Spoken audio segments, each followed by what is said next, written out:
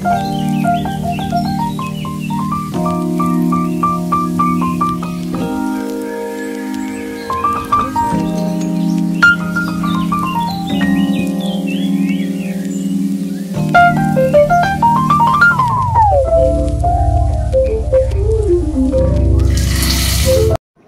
And welcome back to my channel Chilix diary. आज के आमी देखाबो वेट लस डाएट।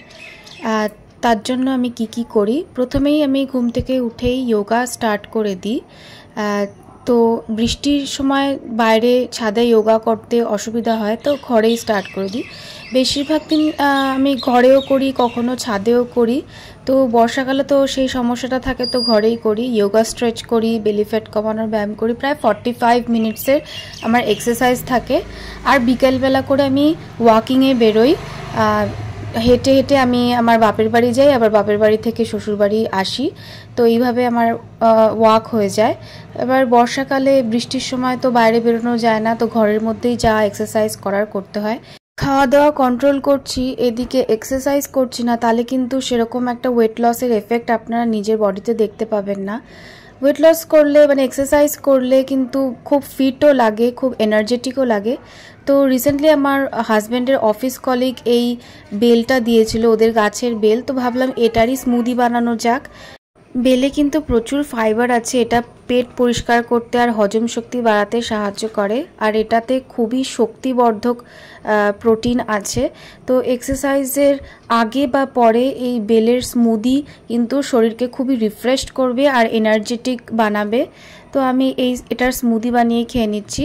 এটাকে ভালো করে ছেঁকে নিয়ে তার মধ্যে এর মধ্যে দুধ দিয়ে দিচ্ছি, আর এর মধ্যে দিচ্ছি কলা। কলাতে পটাশিয়াম আছে, আর এটাও ইনস্ট্যান্ট এনার্জি প্রোভাইড করতে সাহায্য করে। এক্সারসাইজের পরে একটা টায়ার্ডনেস আসে, এনার্জি লস হয় যেহেতু, আর মাসল লসও হয়। তো সেই ক্ষেত্রে এই ধরনের এনার্জি ড্রিঙ্ক বানিয়ে খেলে সেই টায়ার্ডনেসটা চট করে দূর হয়ে যায়। চিনি কিন্তু ইউজ করা যাবে না, আমি চিনির জায়গায় খেজুর দিয়েছি, ওটাতে প্রচুর পরিমাণে আয়রন থাকে আর খুব ভালো মিষ্টিও লাগে, কিন্তু চিনি কিন্তু প্রয়োজন হয় না। চিনি কনজিউম করলে কিন্তু ওয়েট লস করাটা ডিফিকাল্ট হয়ে যাবে। এরপরে আমি আরেকটা রেসিপি দেখাবো, যেটা ব্রেকফাস্টে যে কেউ খেতে পারে চটজলদি, বেশি টাইমও লাগে না আর অনেক কিছুর প্রয়োজনও হয় না। তো তার আগে দেখিয়ে দিই, বর্ষাকালে আমি এই ছাদে চলে এসেছি, প্রচণ্ড হাওয়া দিচ্ছিল রেমালের সময়। তো আমি এই কাচের বাটিটা রেখে দিচ্ছি ছাদে, এর মধ্যে বৃষ্টির জল ধরছি।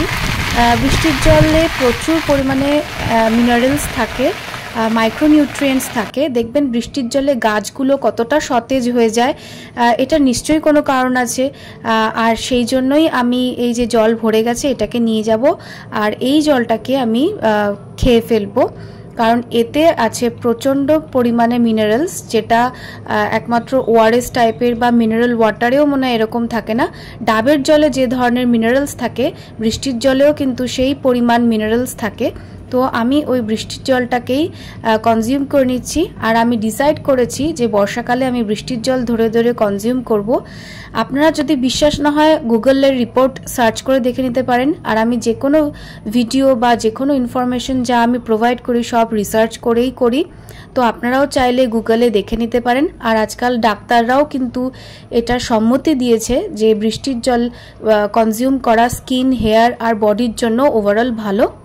এরপরে আমি এই যে ডিটক্স ড্রিঙ্ক বানিয়ে নিচ্ছি, শসা পুদিনা পাতা দিয়ে দিয়েছি আর দিয়েছি চিয়া সিড। এবার এটাকে 2 ঘন্টা মতন রেখে দেব, তারপরে এটার রসটা জলের মধ্যে পৌঁছাবে, তারপরে আমি এটাকে কনজিউম করব।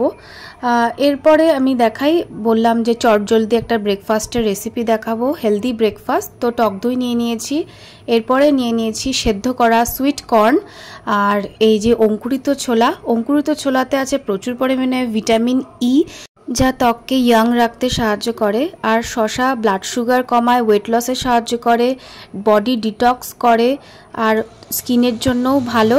দিয়ে দিলাম এরপরে গোলমরিচ আর হচ্ছে সাদা তিল, এতে প্রচুর পরিমাণে ক্যালসিয়াম আছে। সুইট কর্নে আছে প্রচুর পরিমাণে ফাইবার। ও বিট লবণটা দিয়েছি, এটা বলতে ভুলে গেছি। এরপর দিলাম ধনেপাতা। এবার এই মিক্সচারটাকে ভালো করে মিক্স করে নিচ্ছি। এটা একদম protein rich, high fibre, calcium, minerals এই সব কিছুই আছে এই এক বাটি এই স্যালাডে।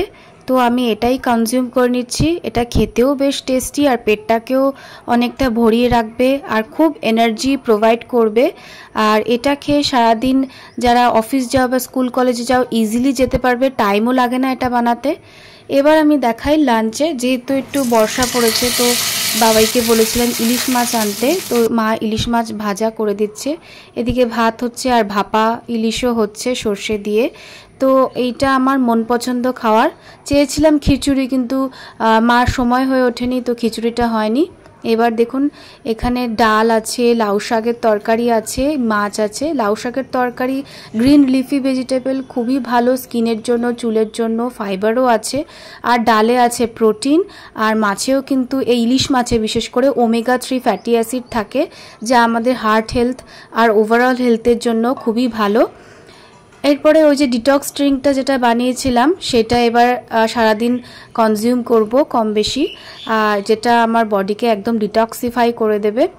এবার আমি একটা ফ্রুট স্যালাড বানাবো, তার জন্য নিয়ে নিয়েছি অ্যাপেল, মানে যা ঘরে তখন ছিল সেইগুলোই আমি নিয়ে নিচ্ছি। আপেল নিয়েছি, কলাও ছিল, কাঁঠালি কলা, তো সেটাকেও নিয়ে নিচ্ছি, পিস পিস করে সুন্দর করে কেটে নিচ্ছি। আর এই সময় তো আম সিজনাল ফ্রুট, সবসময় আমি বলি সিজনাল ফ্রুট কনজিউম করতে, যে সিজনে যে ফ্রুট উঠবে সেটা কিন্তু হেলথের জন্য খুবই ভালো। আমে আছে প্রচুর পরিমাণে ভিটামিন এ, এটা স্কিনের জন্য আর চোখের হেলথের জন্য খুবই ভালো। তো একটা সুন্দর ফ্রুট স্যালাডের প্লেট বানিয়ে নিয়েছি, তো এটাকেই আমি কনজিউম করে নিচ্ছি, মিক্স ফ্রুট অ্যাকচুয়ালি। আর এটাও খেলে পেট অনেকটাই ভরা থাকে। খেয়ে দিয়ে উঠে ভরা পেটে ফল খেতে বলে, এটা আমি ছোটোবেলার থেকে শুনে আসছি, অনেক বড়রাও বলে। এরপরে সন্ধ্যার দিকে ফেস ওয়াশ করে, যেরকম স্কিন কেয়ার করার ডেইলি বেসিসে ফেস ওয়াশ করে নিয়ে টোনার, সিরাম আর ময়শ্চারাইজার অ্যাপ্লাই করে নিচ্ছি। এরপরে আমি ডিনারটা বানাবো, তাড়াতাড়ি বানিয়ে ফেলি, তো সেই জন্য আমি নিয়ে নিচ্ছি পনির। পনিরটা হচ্ছে একদম প্রোটিন রিচ, ক্যালসিয়াম রিচ, পেটও ভরা থাকে আর চটজলদি বাটারে ফ্রাই করে নিলে আর কিছু লাগেও না। তো আমি এটাকেই বেশি ভালোবাসি। এমনি অন্যদিন আমি রুটি তরকারি খাই, কিন্তু কখনো কখনো পনির খাই। তো এই পনিরটা নিয়ে নিয়েছি। আর সুইট কর্নটা ছিল সকালের, সেটা কিছুটা বেঁচে গেছিলো, তো সেটাকেও আমি এখানে বাটারে একবারে ফ্রাই করে নেব, সটে করে নেব। তো এটা আমি নুন গোলমরিচ দিয়ে ভালো করে সটে করে নিচ্ছি এই দুটো জিনিসকে। খেতে কিন্তু অসাধারণ লেগেছে। আপনারা চাইলে এখানে soya sauce, tomato sauce, chilli flakes, oregano দিতে পারেন। চেষ্টা করবেন রাত্রে ডিনারটা লাইট করতে সবসময়। আর ডাক্তাররা বলে 8টার মধ্যে খেয়ে নিতে, কিন্তু সেটা সবসময় সম্ভব হয় না, তো অ্যাটলিস্ট 10টার মধ্যে কমপ্লিট করে নিতে। আর ডিনারের পরে পঞ্চায়েত 3 ওয়েব সিরিজ দেখতে বসেছিলাম। আপনারা কারা কারা দেখেছেন অবশ্যই জানাবেন। ভিডিওটা ভালো লাগলে প্লিজ সাবস্ক্রাইব। Thank you.